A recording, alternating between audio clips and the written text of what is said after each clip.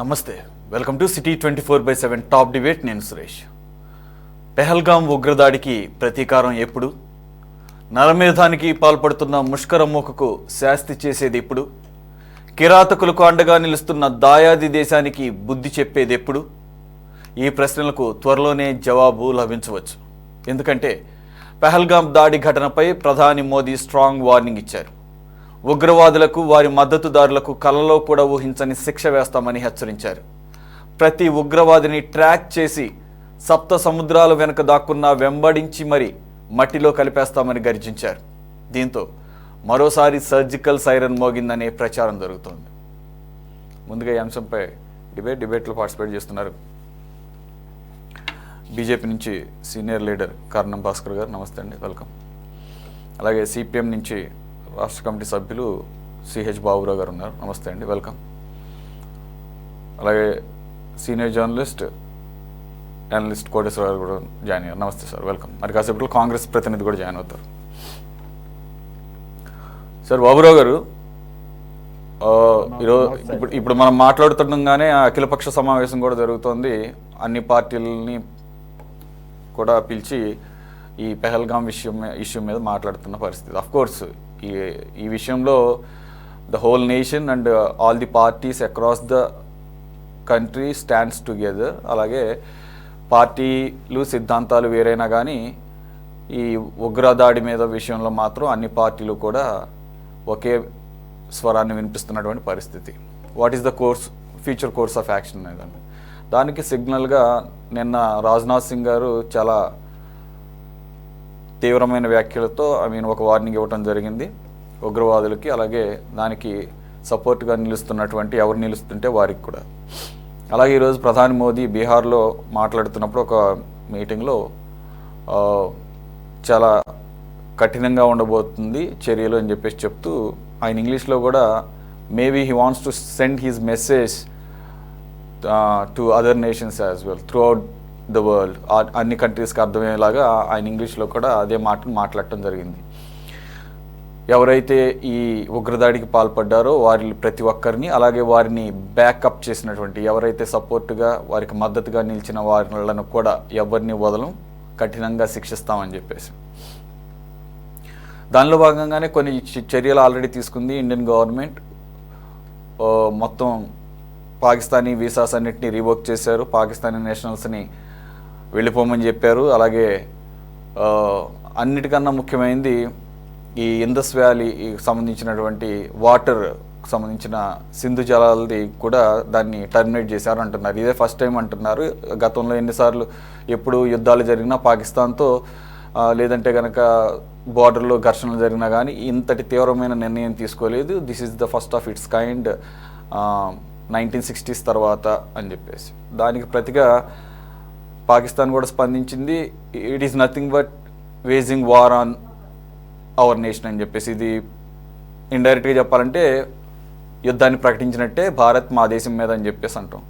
దానికి ప్రతిగా ఈవెన్ వారి ఎయిర్ స్పేస్ని కూడా క్లోజ్ చేసినట్లుగా చెప్తున్నారు. ఇండియన్ ఫ్లైట్స్కి వారి ఎయిర్ స్పేస్లోకి ఎంట్రీ లేదన్నట్టుగా. అలాగే బార్డర్ దగ్గర సైనిక విన్యాసాలు జరుగుతున్నాయి రెండు వైపులా. వారు నిన్నటి నుంచే మిసైల్ ప్రయోగాలు కూడా సిద్ధం చేసినట్లుగా అర్థమవుతోంది. సార్, ఓవరాల్గా ఎలా చూడాలి? Is it going to be another war between India and Pakistan very soon, or just surgical strikes just like before? ఇంతకుముందు మన పుల్వామా జరిగినప్పుడు ఎలాంటిదైతే బాలాకోట్ సర్జికల్ స్ట్రైక్ జరిగారో ఆ రకమైనటువంటి సైనిక చర్యతో ఆగుతుందా, లేదంటే గనక ఇది ఫుల్ ప్లెడ్జ్డ్ వార్గా టర్న్ అయ్యే అవకాశం కనపడుతుంది? అంటే మొదటగా కాశ్మీర్లో జరిగినటువంటి 28 మందిని ఉగ్రవాదులు దారుణంగా మారణకాండ జరిపారు. దీన్ని దేశంలో పార్టీలకు అతీతంగా, మతాలకు అతీతంగా అందరం కూడా తీవ్రంగా ఖండిస్తూ ఉన్నారు. ప్రపంచంలో అనేక దేశాల అధినేతలతో సహా అందరూ ఖండిస్తున్నారు. ఖండించాల్సిన విషయం. మరి ఇటీవల కాలంలో కాశ్మీర్లో శాంతి భద్రతలు మెరుగవుతున్నాయని, ఇంకా ఉగ్రవాదానికి చోటు లేదని ప్రభుత్వాలు చెప్తున్న టైంలో, అందరూ భావిస్తున్న టైంలో ఇటువంటి దారుణ మారణకాండని ఈ ఉగ్రవాదుల ముష్కర్లు ఈ రకమైనటువంటివి పాల్పడటం అనేది చాలా అమానుషం. దీన్ని ఖచ్చితంగా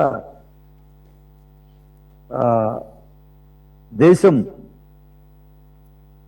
వాళ్ళ అఖిలపక్ష సమావేశం కావచ్చు, అఖిల పక్షాలు రాజకీయ పార్టీలే కాదు, మత సామరస్యంతో మత విద్వేషాలతో సంబంధం లేకుండా మతాలకు అతీతంగా, కులాలకు అతీతంగా, రాష్ట్రాలకు అతీతంగా దేశ పౌరులందరూ ఒక్క మాట మీద నిలబడి దీన్ని ఎదుర్కోవాలి.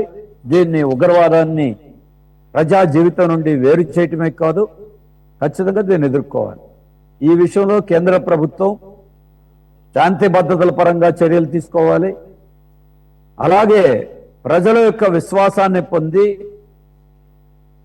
ప్రత్యేకించి కాశ్మీర్లో, జమ్మూ కాశ్మీర్లో ఉన్న ప్రజల యొక్క విశ్వాసాన్ని పొంది, అలాగే దేశంలో ఉన్నటువంటి ప్రజలకు కూడా ఒక ఐక్యంగా ముందుకు సాగేటువంటి రీతిలో ప్రభుత్వాలు కూడా వ్యవహరించాలి. అలాగే ఇప్పుడు వారు ఎక్కడున్నా బయటికి తీసుకొస్తాం, ఇవన్నీ అది తప్పనిసరిగా కేంద్ర ప్రభుత్వం అటువంటి చర్యలు తీసుకోవాలి. కేంద్ర ప్రభుత్వ చర్యలకి ప్రజల మద్దతు కూడా ఇస్తారు. కానీ అదే సందర్భంలో ఈ హత్యాకాండ జరిగిన తర్వాత రియాక్ట్ అవటం ఎంత ముఖ్యమో, ఇటువంటి ఘటనలు జరగకుండా నివారించటమో, ఎదుర్కోవటమో, గమనించటమో, దానికి అది కూడా చాలా ముఖ్యమైనదే. ఎందుకంటే ఇది మనకు ఒక ఘటన కాదు. దేశం ఇటువంటి ఘటనల్ని ఎంత తీవ్రమైన, ఇంత పెద్ద ఘటనలు కాకపోయినా చాలా ఘటనలు చూసాం. మరి గతంలో పుల్వామా మొదలుకొని జరిగినటువంటి దాడులు వివిధ ప్రాంతాల్లో ఎలా జరుగుతున్నాయో చూస్తున్నాం. అది సీమాంతర ఉగ్రవాదులు కావచ్చు, లేకపోతే అంతర్గత ఉగ్రవాదులు కావచ్చు, ఎవరైనా కావచ్చు. కానీ ఈ విషయంలో కేంద్ర ప్రభుత్వం ఇంకా మెలకుగా, ముందుగా జాగ్రత్త వహించి ఉండాల్సిన అవసరం ఉంది. ఎందుకంటే ఒకవైపున పాకిస్తాన్ నుండి ఆ దేశానికి సంబంధించిన సైన్యాధిపతి చేసిన వ్యాఖ్యలు వారం రోజుల ముందే కనపడుతున్నాయి.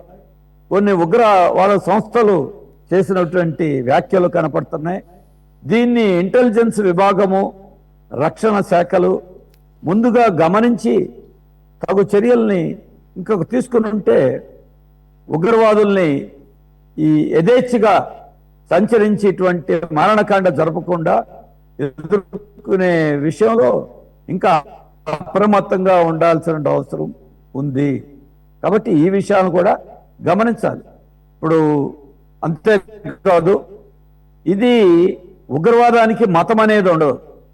ఉగ్రవాదం అనేది అది ఒక ఉన్మాదం.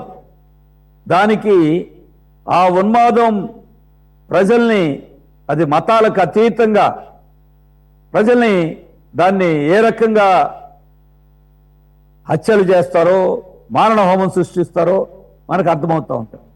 ఇటువంటి తరుణంలో మరి మనకి 28 మంది చనిపోతే కాశ్మీర్లో ఈరోజు మనం చూస్తున్నాం. ప్రజలందరూ కూడా నిరసన తెలియజేసి కాశ్మీర్లో ప్రజలు ఉగ్రవాదాన్ని ఏమాత్రం కూడా సహించరాని ముక్త కంఠంతో అందరూ కూడా ఖండించడం చాలా సంతోషదాయకమైనటువంటి విషయం.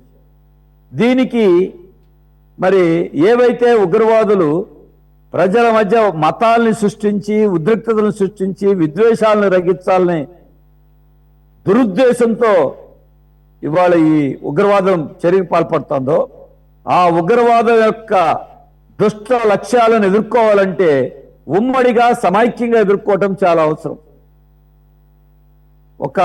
దీనికి ఒక మత ముద్ర వేసి, లేదు ఇంకొక రూపంలో చేయటానికి కొన్ని శక్తులు విద్వేషాన్ని రగల్చడానికి అటు అనేక రూపాల్లో సోషల్ మీడియాలోను వాటిల్లోనూ ప్రయత్నించేస్తారు. దానికి ఒక మతం రంగు పూయటం అనేటువంటిది ఏమాత్రం కూడా, ఉగ్రవాదం అనేదాన్ని మతం రంగు పూయటం ద్వారా ఉగ్రవాదాన్ని ఉమ్మడిగా ఎదుర్కొనేటువంటి లక్ష్యానికి విఘాతం కలిగించినట్టు అవుతుంది. మనం ఇదే ఘటనలో చూసాం.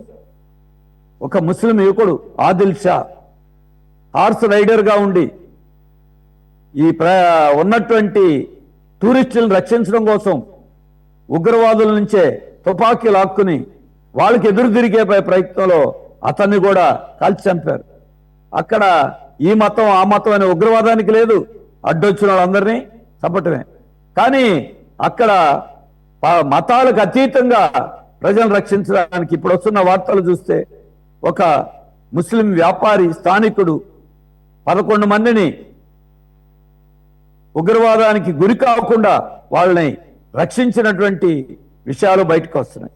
అంటే ఉగ్రవాదాన్ని ప్రజలు మతాలకు అతీతంగా ఎదుర్కొనేటువంటి ప్రయత్నాలు, ప్రాణ త్యాగాలు చేసి మరి కాపాడుకోవటానికి చేసిన ప్రయత్నాలు ఈ బాధాకరమైన విషయంలో కూడా మనకి ఒక ఐక్యత కనపడుతూ ఉంది. మరి ఇటువంటి తరుణంలో దీనికి మరి వాళ్ళ మనం చూస్తున్నాం, ఒక భద్రతా సమస్యని, ఒక మారణ హోమాన్ని ఎన్నికల కోసం, రాజకీయం కోసం, ఓట్ల కోసం ఎవరూ వాడుకోకూడదు.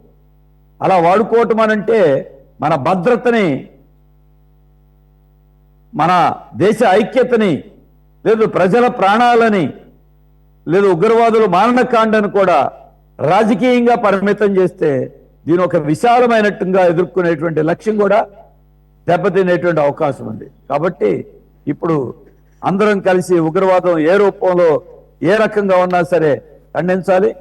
కేంద్ర ప్రభుత్వం జరిగిన ఈ భద్రతా వైఫల్యాల్ని, ఇంటెలిజెన్స్ వైఫల్యాల్ని గుర్తించి గమనించి దానికి బాధ్యత వహించి దాన్ని సరిదిద్దే ప్రయత్నాలు చేసి దేశంలో ఉన్న అన్ని పార్టీలని, అందరి వ్యక్తులని, అన్ని సమాజాలని ఉమ్మడిగా ఎదుర్కోవటానికి కూడా కలిపి ఉమ్మడిగా ఎదుర్కోవటం కోసం కూడా పూనుకోవాల్సిన బాధ్యత ఉంటుంది.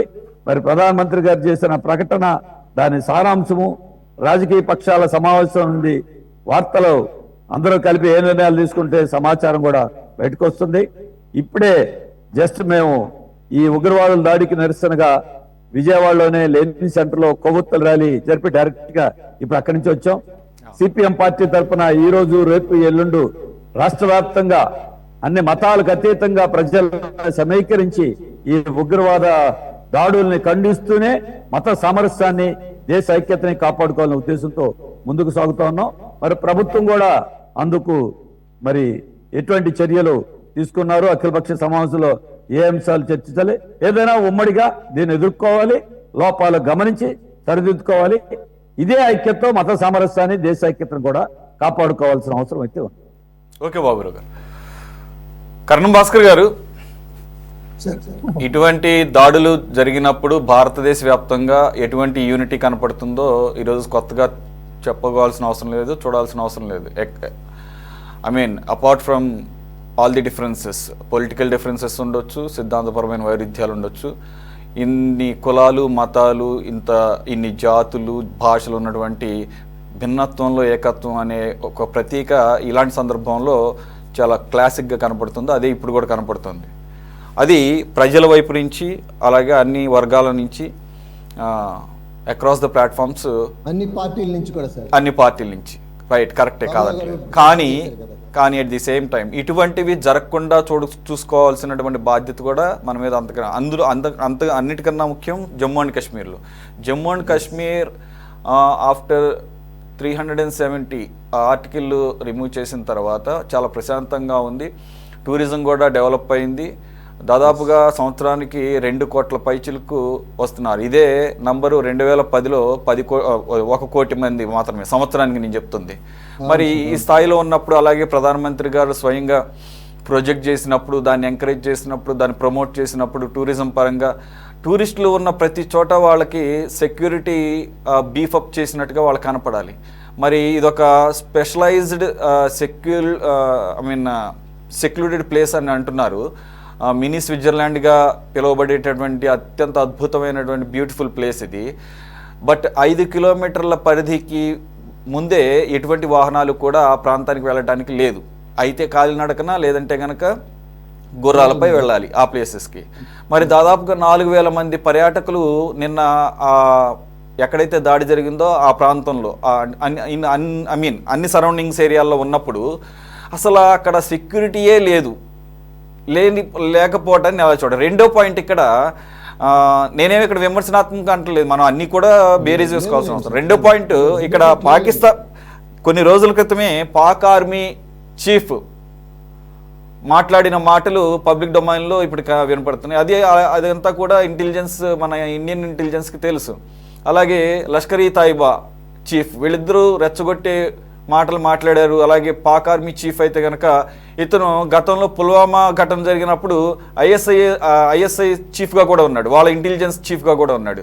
కాబట్టి ఇక్కడ అందులోనూ అతను భారత్ విద్వేషి అని చెప్పేసి క్లియర్గా తెలుస్తోంది. అతను ఏమని మాట్లాడాడు, ఎవరైతే జమ్మూ కాశ్మీర్లో ఎవరైతే అంటే పాక్ ఆక్యుపైడ్ కాశ్మీర్ అని మనం అంటాము, వాళ్ళేమో ఇండియన్ ఆక్యుపైడ్ కాశ్మీర్ అని వాళ్ళు అంటారు. అక్కడ మన కశ్మీర్ సోదరులు జరుపుతున్నటువంటి పోరాటానికి వాళ్ళు ఒంటరి వాళ్ళు కాదు, వాళ్ళకి వెన్నుదన్నుగా మనం ఎప్పుడు కూడా తోడు నీడ ఉండాల్సిన అవసరం ఉంది. అలాగే పాకిస్తాన్ చరిత్ర మన పిల్లలకు కూడా చెప్పాల్సిన అవసరం ఉంది.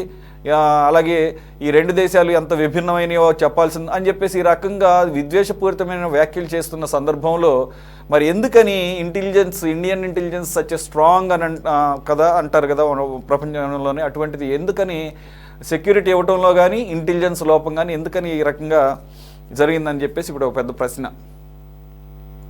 మీరు చెప్పింది ముందుగా 28 మందికి మనం అశ్రునివాళులు అర్పిస్తూ, ఇప్పుడే ఆ 28 మందిలో మన స్టేట్కి సంబంధించిన వాళ్ళు 2 ఉన్నారు. ఒకళ్ళు వచ్చి విశాఖపట్నం, ఒకళ్ళు వచ్చి కావలి.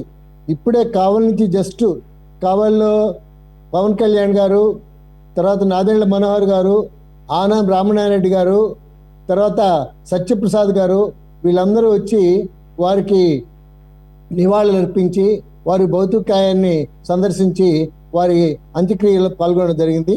నేను కూడా అక్కడ ఉన్నప్పుడే నాకు మీ అతను ఫోన్ చేశాడు, సరే పెట్టండి 7 గంటలకు వచ్చేస్తా అని చెప్పాను. కరెక్ట్గా అక్కడ కార్యక్రమం కూడా పూర్తి కాకముందే నేను 6:15 అంతా వచ్చేసి పార్టిసిపేట్ చేస్తాను. చాలా సంతోషం. నాకు ముందుగా బాబురావు గారు చెప్పిన దాంట్లో నేను ఏకీభవిస్తున్నా, దాంట్లో ఎటువంటి అనుమానం లేదు. పోతే ఇంటెలిజెన్స్ ఫెయిల్యూర్ అని కంటే కూడా, అంటే ఇంటెలిజెన్స్ వాళ్ళకి ఇచ్చిన ఒక బార్డర్స్లో, ఆ బార్డర్స్లోనే వాళ్ళు సర్వే చేసుకుంటారు, వాళ్ళు పని చేసుకుంటుంటారు సార్. ఇక్కడ పెహల్గాంలో జరిగింది, పెహల్గాంకి కొంచెం దూరం ప్రాంతంలో జరిగింది. అయినప్పటికీ కూడా ఆ రూట్ అంతా కూడా ఖచ్చితంగా ఆ ఆర్మీనో లేకుంటే బిఎస్ఎఫ్ఓ లేకుంటే ఎవరో ఒకరు ఉండాల్సిన పరిస్థితే. నేను దాన్ని పూర్తిగా నాకు తెలియదు ఎందుకు ఆ విధంగా జరిగిందనేది. ఎనీహో మీరు చెప్పిన దానికి నేను కూడా ఏకీభవిస్తున్నా. కానీ ఇక్కడ జరుగుతుంది అంటే ఏంటంటే సార్, ఒకటి ఆలోచించండి, దేశాల పరంగా చూస్తే మనం 1947లో దేశం విడిపోయినప్పుడు పాకిస్తాను భారతదేశం రెండుగా విడిపోయినాయి. ఆ రోజు నుంచి భారతదేశం మీద మీరు ముందు దాయాది దేశాలు అన్నారు. దాయాది దేశాలని మనం చెప్పుకుంటున్నాం కానీ వారు భావించడంలే. దాయాది దేశం అయితే దాయాదితనంగా దాయాదులు ఎట్లుంటారో అదే విధంగా ఉండాలి. ఒకవేళ ఏదైనా మాట వస్తే మాట మాట్లాడుకోవాలి, ఎవరైనా పెద్ద మనిషి వచ్చి కూర్చోబెడితే దాన్ని ఒప్పుకొని ఇతర దానికి సానుకూలంగా వెళ్ళిపోతుండాలి. ఆ రోజున జమ్మూ కాశ్మీర్ రాష్ట్రం భారతదేశంలో అంతర్భాగమని క్లియర్గా చెప్పారు. అయితే ఆ రోజు నెహ్రూ గారు చేసిన పొరపాటు వల్ల 370 ఆర్టికల్ 35 ప్రత్యేక చట్టం తేవడం వల్ల ఈ రోజున భారతదేశం వేలాది మంది సైనికులను పట్టున నష్టపోయింది, వేలాది మంది ప్రజలను నష్టపోయింది. తర్వాత లక్షల కోట్లు దానికోసం మనం ఖర్చు పెడుతున్నాం. దీంతో పాటుగా సార్ ప్రపంచం మొత్తం ఒకటి ఆలోచించండి, కేరళ రాష్ట్రంలో వారికి బాబురావు గారు కూడా తెలుసు నాకంటే బాగా, సెమీ ఉంది సార్. సెమీ తీసేస్తే పిఎఫ్ఐ ఉంది సార్. వీళ్ళంతా వాళ్ళు మతపరంగా ఎక్కడైతే బలంగా ఉంటున్నారో అక్కడ ఈ విధంగా వాళ్ళు తయారవుతున్నారు, బలంగా తయారవుతున్నారు. ఏదో ఒక పేరుతో, ఏదో ఒక ఆర్గనైజేషన్ పేరుతో పెట్టుకొని భారతదేశాన్ని ఇబ్బందులకు గురి చేయడానికి, ఏదో ఒక రోజు ఈ దేశాన్ని కబళించడానికి, హిందువులను తరివేయడానికి వాళ్ళు వేసే ఎత్తుగడలో ఇది ఒక భాగం అనిపిస్తున్నారు. అయితే ఇంత దూరం మనం మాట్లాడితే అందరికీ అర్థం కాకపోవచ్చు. మీరు పిఎఫ్ఐ గురించి మీకు తెలుసు, సెమీ గురించి మీకు తెలుసు, సరే ఎంఐఎం గురించి అంత డైరెక్ట్గా మనం మాట్లాడలేము, కానీ ఇండైరెక్ట్గా జమ్మూ కాశ్మీర్ మీరు అన్నారు ఇప్పుడు. అయితే జమ్మూ కాశ్మీర్ రాష్ట్రం ఏర్పడ్డ తర్వాత సార్ మీరు చెప్పారు 2,30,00,000 నాకు తెలిసినంత వరకు. ఇప్పటి వరకు మరి ఆ రాష్ట్రానికి పోయొచ్చిన పర్యాటకులు 2,30,00,000 మంది. అది టూర్ కానివ్వండి, శివాలయం చూడడానికి కానివ్వండి, లేకుంటే అక్కడ అందాలు చూడడానికి కానివ్వండి, ఎట్టనా కానీ పర్యాటకులకి అదొక మంచి ప్లేస్ అయిపోయింది. తర్వాత అందరూ పోయేసి అక్కడ ఉన్న అందాలు తొలగిస్తున్నారు, అక్కడ సినిమా షూటింగ్లు కూడా చేసుకోవడానికి కూడా ప్రయత్నం చేస్తున్నారు. హిందువులు గుళ్ళకు పోతున్నారు, ముస్లిమ్స్ చర్చిలకు పోతున్నారు, ముస్లిమ్స్ మసీదులకు పోతున్నారు, లక్షణంగా ప్రార్థన చేసుకుంటున్నారు. ఎలక్షన్స్ కూడా బ్రహ్మాండంగా జరిగినాయి, ఎక్కడ ఎవరికి ఏ లోపం లేకుండా జరిగినాయి, ప్రభుత్వం ఏర్పడింది. ఈ రోజున ఈ పరిస్థితుల్లో 370 ఆర్టికల్ తీసేసి 35A రద్దు చేసిన తర్వాత మన నూకలు ఇక చెల్లవు. తొందరలోనే పిఓకేని హ్యాండ్ ఓవర్ చేసుకుంటారు. పిఓకేని హ్యాండ్ ఓవర్ చేసుకున్న తర్వాత మనం ఇంకా ఏమీ చెయ్యలేము. ఎందుకంటే పిఓకేలో ఉండేంత జేకేఎల్ఎఫ్ ఇప్పుడు లేదనుకోండి, ఇది హిజ్బుల్ ముజాహిదీన్ లేకుంటే లష్కర్ తోయిబా రకరకాల సంస్థల వాళ్ళు అక్కడ క్యాంపులు వేసుకొని అక్కడి నుంచి వాళ్ళు టెర్రరిస్టులు భారతదేశంలోకి పంపిస్తున్నారు. అందరికి తెలిసిన సంగతే ఇది. ఆ పరిస్థితి వస్తుందని చెప్పి వాళ్ళు ఏదో ముందుగా మేల్కొన్నట్టుగా, ముందుగా తెలుసుకున్నట్టుగా భారతదేశం మీద ఒక అదురు దెబ్బ కొట్టారు. ఎనీహో చాలా బాధాకరమైన విషయం. అయితే సార్ పాకిస్తాన్ పరిస్థితి ఈరోజు ఎట్టుంది మీకు తెలుసు, నేను కొత్తగా చెప్పాల్సిన అవసరం లేదు, డిబేట్లో ఉన్న అందరికీ తెలుసు. బలూచిస్తాను ఒకవైపు, బలూచిస్తాన్ మాకు సపరేట్ రాష్ట్రం కావాలని వారు ఉద్యమం చేస్తూ వారు ఒక పక్కన లాగేసుకొని పోతున్నారు. ఒక పక్క సింధు రాష్ట్రం మాకు కావాలని సింధు వాళ్ళు ఒక గొడవ పెడుతున్నారు. తర్వాత ఆఫ్ఘనిస్తాన్ వీళ్ళకి ఇద్దరికి సపోర్ట్ చేస్తూ వాళ్ళ పని వాళ్ళు చేసుకుంటా ఉన్నారు. ఈ పరిస్థితుల్లో భారతదేశం దాయాది దేశం అని మీరు చెప్తున్నారు. దాయాది దేశం దగ్గర సహాయం తీసుకొని మా పరిస్థితి ఈ విధంగా ఉంది, మాకు ఏదైనా సహాయం చేయండి, ఆర్థికంగా కూడా బాగా నష్టపోయిన విషయం ప్రపంచం అంతా తెలుసు. ఎంత ఘోరంగా ఉందో అందరికి తెలిసిన సంగతే. ఆ పరిస్థితుల్లో నిజంగా వారికి దేశం మీద ప్రేమ ఉంటే, పాకిస్తాన్ మీద కూడా, భారతదేశం మీద కాదు సార్, పాకిస్తాన్ మీద కూడా ప్రేమ ఉండి ఈ దేశాన్ని మనం అభివృద్ధి చేసుకోవాలి, ఈ దేశం అన్ని దేశాలతో పాటు మనం కూడా అన్నిట్లో ముందుండాలని చెప్పి ఆలోచన కానీ ఉంటే ఈ పరిస్థితి ఉండదు సార్. వాళ్ళ ఆలోచన వేరు. వాళ్ళు సర్వనాశనం అయిపోయేదాకా భారతదేశం మీద విషం వెలగక్కుతూనే ఉంటారు. దానికి మనం మూల్యం చెల్లించుకుంటూనే ఉన్నాం. కాబట్టి దీంట్లో అందుకే మోడీ గారు మీరు చెప్పారు, మీరు ఐదు విషయాల మీద ఆయన గట్టి నిర్ణయం తీసుకున్నారు. First of all water cut చేస్తున్నాం చెప్పారు. తర్వాత వాళ్ళకి ఇంకా రూట్ బంద్ చేశారు. తర్వాత వాళ్ళ ఈ వీసా తీసుకొని పాకిస్తాన్ ప్రజలు భారతదేశంకి వచ్చిన వాళ్ళు, భారతదేశ ప్రజలు పాకిస్తాన్ పోయిన వాళ్ళు తిరిగి 1వ తారీఖులోకి వచ్చేయమన్నారు. ఇట్లా కొన్ని కఠినమైన నిర్ణయాలు తీసుకొని ఇంతవరకు 1960 నుంచి ఇండిపెండెన్స్ వచ్చినప్పటి నుంచి ఎప్పుడు కూడా జలాల సమస్య రాలా. ఈరోజు జలాల సమస్య ఆపేస్తున్నారు. మరి ఏం చేస్తారో చూస్తాం. నాకు తెలిసి మీరు కరెక్ట్ చేయాలి ఏదైనా తప్పు ఉంటే. 65% రైతులు ఈ నీళ్ళ మీద ఆధారపడి వ్యవసాయం చేస్తున్నారని తెలిసింది. బాబురావు గారికి కూడా తెలిసే ఉంటుంది, ఎందుకంటే వారు వ్యవసాయం గురించి బాగా నాకంటే కూడా వారికి బాగా చెప్పగలరు. ఎందుకు చెప్తున్నా అంటే ఇదంతా దాయాది దేశం అన్నప్పుడు వాళ్ళు బాగుండాలి, మనం బాగుండాలి. ఇది ఉండాల్సిన పద్ధతి. ఎప్పుడు భారతదేశంగా ఇంకొక దేశం మీదకి దండయాత్ర చేసేదో, లేకుంటే వాళ్ళ సొమ్ము లాక్కునేదో, లేకుంటే ఇంకోటి ఎప్పుడు చేస్తారు. అది ఈ భారతీయులకి ప్రతి ఒక్కరిలో ఉండే, అది మన నరనరాన జీర్ణించుకోపోయిన పరిస్థితి. కానీ అక్కడ పక్కన దేశం ఆ విధంగా లేదు. మన కర్మ అది, దురదృష్టం.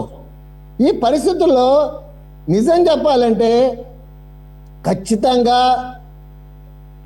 పాకిస్తాన్కి మాత్రం సరైన గుణపాఠం ఎక్కడున్నా సరే సార్, ఎతికి వాళ్ళు ఊహించరు అసలు ఎవరు ఈ విధంగా దాడి చేసి మనం చంపుతున్నారనే విషయం కళ్ళ తెలుసుకునే లోపల అంతం చేస్తారు.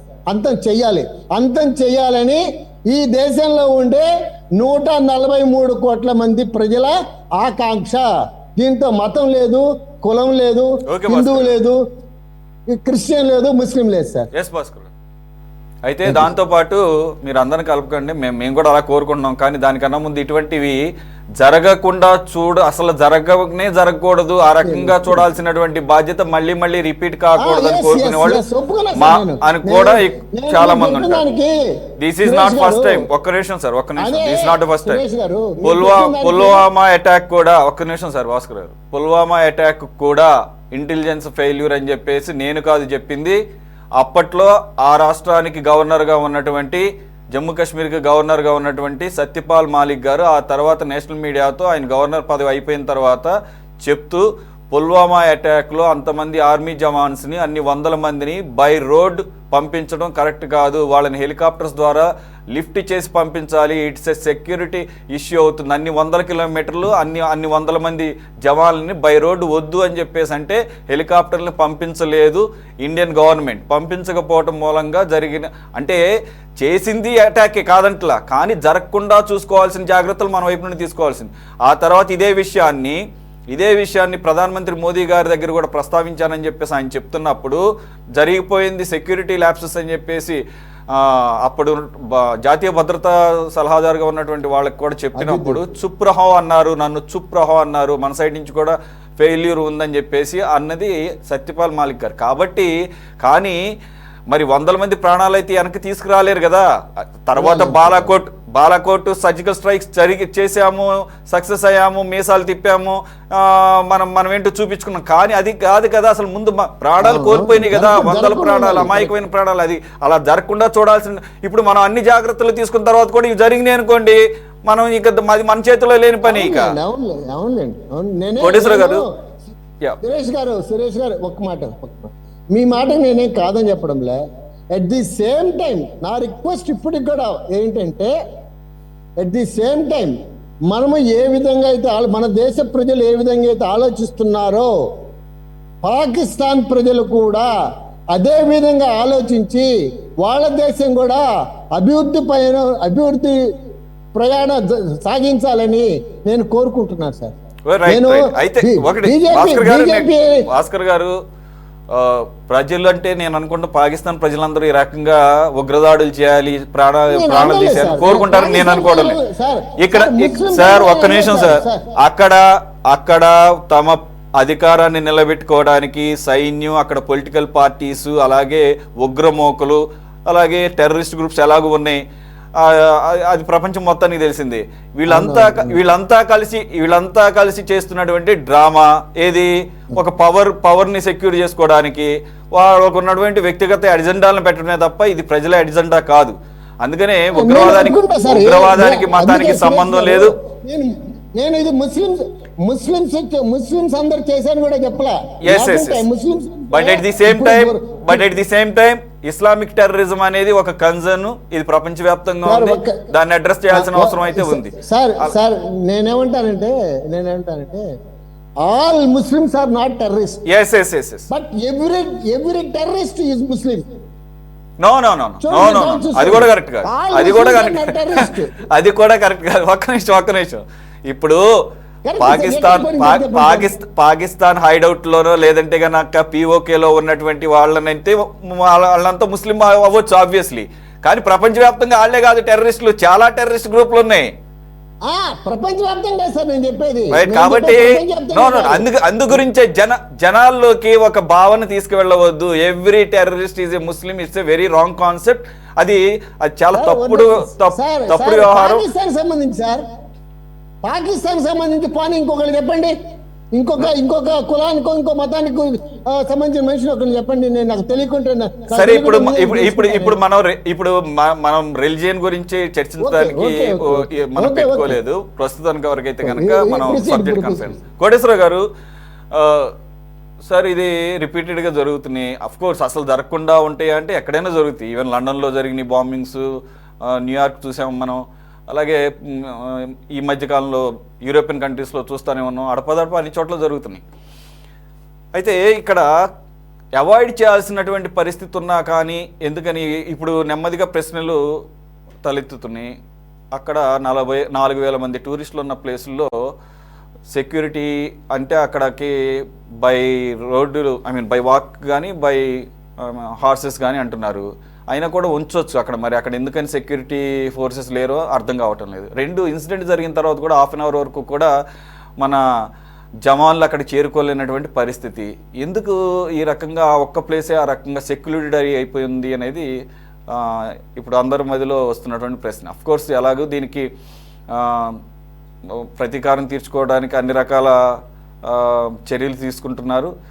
ఇండైరెక్ట్గా స్టార్ట్ అయిపోయినట్టుగానే వారు మనం భావించాలేమో. ఒక ఆర్థిక మూలాలను దెబ్బకొట్టేటట్లుగా. అలాగే వాళ్ళకు ఉన్నటువంటి ఇండస్ వాటర్స్ ట్రీటీని మనం ఫస్ట్ టైం 1960 తర్వాత ఆపేసాము.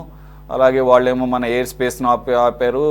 అలాగే ఇక్కడ ఇంకొకటి సార్, ఎవరైతే ఇప్పుడు మనకి స్క్రీన్ మీద కనపడుతున్నాడో ఆయన ఆర్మీ చీఫ్ మునీర్ అనుకుంటా, ఇఫ్ ఐఎమ్ నాట్ రాంగ్. ఆయన ఈ రకమైనటువంటి వార్నింగ్ సిగ్నల్స్, ఈ రకమైన హేట్ స్పీచ్ ఇచ్చిన తర్వాత ఇంటెలిజెన్స్ రిపోర్ట్స్ కూడా వచ్చినాయి. లష్కర్ ఈ తాయిబా నుంచి కూడా థ్రెట్ ఉండే అవకాశం ఉందని చెప్పేసి.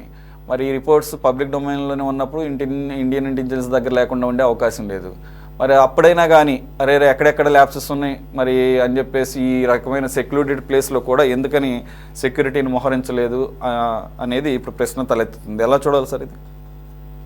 ఇప్పుడు భాస్కర్ గారు పాకిస్తాన్ వాళ్ళు కూడా బాగుండాలి, బాగుపడాలని కోరుకుంటున్నానని చెప్పారు.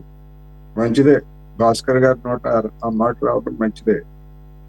కానీ మన దేశంలో వివిధ సందర్భాల్లో ముస్లింల దుకాణాలని బహిష్కరించాలని, ముస్లిం వ్యాపారులని బహిష్కరించాలని, కొన్ని ప్రాంతాల్లో ముస్లిం దుకాణాలని అనుమతించకూడదని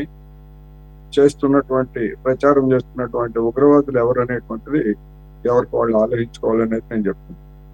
అంతేకాదు, గడ్డం ఉన్న ప్రతివాడు ముస్లిం అని ఎంత దాకా పోయిందంటే, లాస్ట్ ఇయర్ హర్యానాలో ఒక హిందూ యువకుడు గడ్డం పెంచుకొని కారులో వెళ్తా ఉంటే గో సంరక్షకుల పేరుతో ఉన్నటువంటి వాళ్ళు అతని మీద దాడి చేసి కాల్పులు చేసి దాదాపు చంపినంత పని చేశారు. చనిపోయాడో కూడా తెలియదు. అదేవిధంగా ముస్లింస్ బీఫ్ తింటున్నారని చెప్పేసి ఉత్తరప్రదేశ్ లో ఇంటి మీదకి దాడి చేసి దేవాలయంలో పిలిపించి చేసినటువంటి దూరంతా కూడా మనకి తెలిసిందే. అందుకని మరి దీన్ని ఉగ్రవాదం అనాలా లేకపోతే ఏ ఉగ్రవాదం అనాలి అనేటువంటిది ఎవరికి వాళ్ళు ఆలోచించుకోవాలి. అందుకని మనం ఎదుటి వాళ్ళతోటి చెప్పేటప్పుడు మన సంగతి కూడా మన కింద ఉన్నటువంటి నలుపుని కూడా మనం గమనించాలి. అయితే కోటేశ్వర గారు ఇప్పుడు మీరు చెప్పిన కొన్ని అవన్నీ ఐసోలేటెడ్ ఇండివిజువల్ గా లేదంటే కనుక అక్కడ ఉన్నటువంటి ఐసోలేటెడ్ కాదండి, ఐసోలేటెడ్ కాదు, పథకం ప్రకారం జరుగుతున్నాయి. హర్యానాలో చెత్త ఏరుకోవడానికి వచ్చినటువంటి ముస్లింస్ వాళ్ళు అస్సాం నుంచి పశ్చిమ బెంగాల్ నుంచి బతకడానికి వచ్చి చెత్త ఏరుకుంటున్నటువంటి ముస్లింస్ ని మీరు బంగ్లాదేశ్ వాళ్ళు మీరు బీఫ్ తింటారని చెప్పేసి వాళ్ళ మీద దాడి చేశారు. అది ఐసోలేటెడ్ ఇన్సిడెంట్ అవుతుంది. ఇప్పుడు ఓకే సార్, ఇప్పుడు వాటిని ఎలాగో ఖండించాల్సిందే. ఇప్పుడు వీటికి ఇప్పుడు జరిగినటువంటి ఈ అటాక్ కి ఏమన్నా ఒక సారూప్యత ఏం లేదు కదా, దానికి దీనికి సంబంధం సారూప్యత ఉందని నేను చెప్పట్లేదు. సారూప్యత ఉందని నేను చెప్పట్లేదు. దేశంలో ఉన్నటువంటి వాతావరణం ఎట్లా ఉందో చెప్తున్నాను. ఇక ఇప్పుడు గడిచినటువంటి 5 సంవత్సరాల్లో అసలు అక్కడ కాశ్మీర్ లో ఉగ్రవాద చర్యలే జరగలేదు, అంతా బాగుంది, ఆల్ ఈజ్ వెల్ అని చెప్తున్నారు. నేను చెప్తున్నా, పుల్వామా దాడి తర్వాత 2019 నుంచి ఇవాళ దాడి కాకుండా 2024 వరకు 61 మంది ఉగ్రవాదుల చేతుల్లో మరణించారు జనం. భద్రతా దళాలు కానీ, బీజేపీ కార్యకర్తలు కానీ, సామాన్య జనం కానీ 61 మంది మరణించారు. ప్రతి ఏటా 2-3 ఇన్సిడెంట్స్ జరుగుతూనే ఉన్నాయి. చిన్నవా పెద్దవా అనేటువంటిది వేరే. ఇవాళ ఎక్కువ మంది చనిపోయారు కనుక దేశవ్యాప్తంగా జరిగినటువంటి తీరు దారుణంగా ఉంది కనుక దేశవ్యాప్తంగా ఉన్నది. అసలు ఏమీ జరగలేదు గడిచినటువంటి 5 సంవత్సరాల్లో అని చెప్పేటువంటి ప్రచారం వచ్చి అబద్ధం. కావాలంటే చెక్ చేసుకోమనండి ఎవరినైనా కానీ. అందువల్ల ఆ ఇన్సిడెంట్స్ జరుగుతున్నా కానీ ఇంటెలిజెన్స్ భాస్కర్ గారు ఏమంటున్నారు, భాస్కర్ గారే కాదు నిన్నటి నుంచి బీజేపీ వాళ్ళు చెప్తున్నారు, అసలు జనాన్ని కూడా తప్పుందండి, జనం పట్టించుకోక్కర్లేదా, పక్కన ఎవడో ఉన్నాడు అని చెప్పి జనం మీద కూడా నెడుతున్నారు. కేంద్ర ప్రభుత్వము, భద్రతా దళాలు, మిలిటరీ నిఘా వైఫల్యం వీటన్నిటిని వదిలేసి జనం మీద కూడా దాడి చేస్తున్నారు నిన్నటి నుంచి. జనం తప్పులేదా అని. ఒకటి ఇక్కడ ఎక్కడో బోర్డర్ ఎక్కడో ఉంటారు, వాళ్ళు ఎక్కడో చూసుకుంటారు, ఇక్కడ జరిగేది ఎట్లా అని చెప్పేసి అంటున్నారు. ఏమండి మరి అంత అమాయకంగా మాట్లాడితే ఎట్లా? గతంలో జరిగినటువంటి దానిలో కూడా మరి సైన్యం ఎక్కడో బోర్డర్ లోనేగా ఉంది. అందుకని వక్రీకరణలు అనేటువంటి ఒకటైతే అసలు ఈ ప్రభుత్వము, కేంద్ర ప్రభుత్వము ఈ ఉదంతం పట్ల ఎంత సీరియస్ గా ఉంది అనే దానికి నేను ఒక ఉదాహరణ చెప్తాను. ప్రధానమంత్రి గారు బీహార్ లో వెళ్ళి రాజకీయ ఉపన్యాసాలు చేస్తారు, అఖిలపక్ష సమావేశం పెడితే ఆయన దీనికి రారు అంటే ఇదంత చిన్న ఉదంతం కింద చూస్తున్నట్ట. ప్రధానమంత్రి ఎందుకు హాజరు కాలేదు దీనికి సమాధానం చెప్పమనండి. మొత్తం అంతా సౌదీ అరేబియా పర్యటన అంతా వాయిదేసుకొని వచ్చారు కదా. బీహార్ లో అభివృద్ధి కార్యక్రమాల పేరుతోటి ఎన్నికల ప్రసంగం చేయడానికి వెళ్ళినటువంటి ప్రతి మనిషి మరి దేశానికి సంబంధించి మొత్తం ప్రతిపక్షాలు, ప్రజల మద్దతు కోరుతున్నటువంటి వాళ్ళు అఖిలపక్ష సమావేశానికి వచ్చే తీరిక లేదా? ఏం సీరియస్నెస్ అండి ఇది? ఏం సందేశం ఇస్తున్నట్టు దేశ జనాభాకి, యావత్ దేశానికి? అందువల్ల ఎవరికి ఉండేటువంటి అవన్నీ ఉన్నాయి, ఎవరి రాజకీయాలు వాళ్ళు చేస్తున్నారు. సరే, ఈ సందర్భంగా రాజకీయాల గురించి మాట్లాడకపోయినా కానీ నేనేమంటానంటే గుర్రాల మీద తప్ప లేదా కాలినడకన తప్ప వెళ్ళడానికి వీలు లేనటువంటి అటువంటి ప్రాంతంలో ఏదైనా జరిగితే పర్యాటకులకు కానీ లేదా ఎవరికైనా ఏదైనా జరిగితే రెస్క్యూ ఆపరేషన్ కి కేంద్ర ప్రభుత్వం కానీ అక్కడ ఉన్నటువంటి రాష్ట్ర ప్రభుత్వం కానీ ఒక్క హెలికాప్టర్ ని కూడా ఎందుకు పెట్టలేకపోయింది అక్కడ? ఈ ఉదంతం జరిగిన తర్వాత 2:30 గంటలకి కిందికి సమాచారం వెళ్ళింది అనేటువంటి వార్తలు వచ్చాయి. అర్ధగంట కాదు, 2:30 గంటల తర్వాత మాత్రమే కిందకి తెలిసింది అనేటువంటిది ఒకటి వస్తే, అసలు కావాలనే దీన్ని బయటికి రాకుండా సాయంత్రం వరకు కావాలనే చేశారు అనేటువంటి వార్తలు కూడా వచ్చాయి. అది ఎంతవరకు నిజమో నాకైతే తెలియదు. కానీ 2.5 hours తర్వాత ఆ కొండ కింద ఉన్నటువంటి వాళ్ళకి తెలిసింది ఈ సమాచారం అని చెప్పేసి చెప్తున్నారు. మరి ఇంతమంది, ఇన్ని వేల మంది వస్తున్నప్పుడు, ఇన్ని ఉదంతాలు అని జరుగుతున్నప్పుడు ఫిబ్రవరిలోనే ఒక ఉగ్రవాద సంస్థ మేము ఏప్రిల్లో దాడులు చేస్తామని చెప్పినప్పుడు కొద్ది రోజుల క్రితం పాకిస్తాన్ ఆర్మీ అధికారి ఆ విధంగా ప్రకటన చేసినప్పుడు మన జేమ్స్ బాండ్ అజిత్ దోవల్ ఏం చేస్తున్నాడు, మన సెక్యూరిటీ ఏం చేస్తున్నారు, వాళ్ళ యొక్క ఇన్పుట్స్ ఏమిటి? హెచ్చరించారా ఏమన్నా? ఏదైనా ప్రమాదం జరిగితే ఎట్లా జాగ్రత్తలు తీసుకోవాలని ఏమన్నా పర్యాటకులకి ఒక్క హెచ్చరిక, ఒక్కటంటే ఒక్క హెచ్చరిక? మన ఏదన్నా మన దేశంలో ఒక ఉదంతం జరగగానే అమెరికా వాడో లేకపోతే రష్యా వాడో ఇంకొకడో ఆయా దేశ పౌరులకు ఏం చెప్తారు? మీరు జాగ్రత్త, బయటకు వెళ్ళొద్దు అని చెప్పేసి చెప్తారు కదా. మరి ఎందుకని చెప్పలేకపోయింది కేంద్ర ప్రభుత్వము? రెండోది, అక్కడ ఇప్పటికీ అది రాష్ట్రంగా ఉన్నప్పటికీ, రాష్ట్ర ప్రభుత్వం ఉన్నప్పటికీ లెఫ్టినెంట్ గవర్నర్ కేంద్ర పాలిత ప్రాంతంగానే ఉన్నది.